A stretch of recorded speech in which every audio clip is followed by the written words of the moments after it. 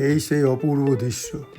এই দৃশ্য দেখে কেউ হয়তো গান করে উঠবে, কেউ হয়তো কবিতা আবৃত্তি করবে, কেউ হয়তো সুন্দর সুন্দর ছন্দে কথা বলবে, কেউ হয়তো প্রেম নিবেদন করবে। এই সেই সুইজারল্যান্ড যেখানে আমি থাকি।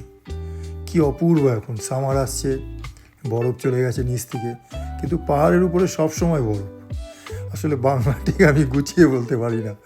আগে ভালো বাংলা বলতাম, আগে তো কলকাতায় থাকতাম, কিন্তু পৃথিবীর বিভিন্ন দেশে ঘুরে ঘুরে, ইটালিতে ছিলাম অনেক দিন, জার্মানিতে ছিলাম, এখন সুইজারল্যান্ডে আছি। মানে জীবনের ম্যাক্সিমাম সময়টাই বিদেশে। যাই হোক, ক্ষমা করবেন যদি বাংলা ভালো করে না বলতে পারি। অনেক সময় আমি শব্দ খুঁজে পাই না, হারিয়ে ফেলি।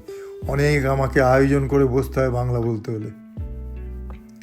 এই যে ফুলগুলো দেখছেন, এই ফুলগুলোর কোনো প্রয়োজন নেই, এগুলো এমনিই শোভাবর্ধন করেছে। এই ফুল এবং ঘাসগুলো এই সামার টাইমে কেটে ফেলা হবে মেশিন দিয়ে বা হাতে করে, তারপরে সেগুলো শুকোনো হবে, তারপরে প্যাকেট করে রেখে দেওয়া হবে, তারপর সেগুলো গরু, ঘোড়া, ছাগল, ভেড়া এরা খাবে। ওরা আবার দুধ দেবে, মাংস দেবে, সেগুলো বিক্রি হবে। এই হচ্ছে এখানকার কৃষিকাজ।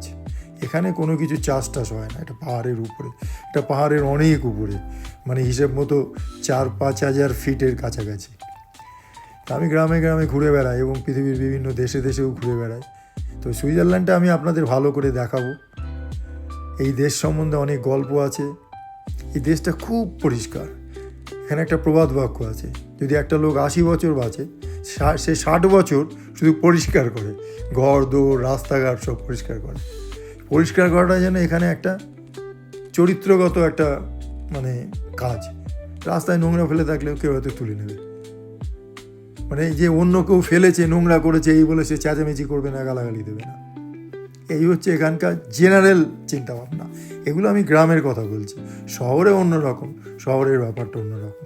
ঠিক আছে, ভিডিওগুলো দেখুন, ভালো লাগলে শেয়ার করুন, সাবস্ক্রাইব করুন, বন্ধুবান্ধবদের দেখান, আর ভুল হলে কমেন্টে জানিয়ে দেবেন, আমি শুধরে নেব।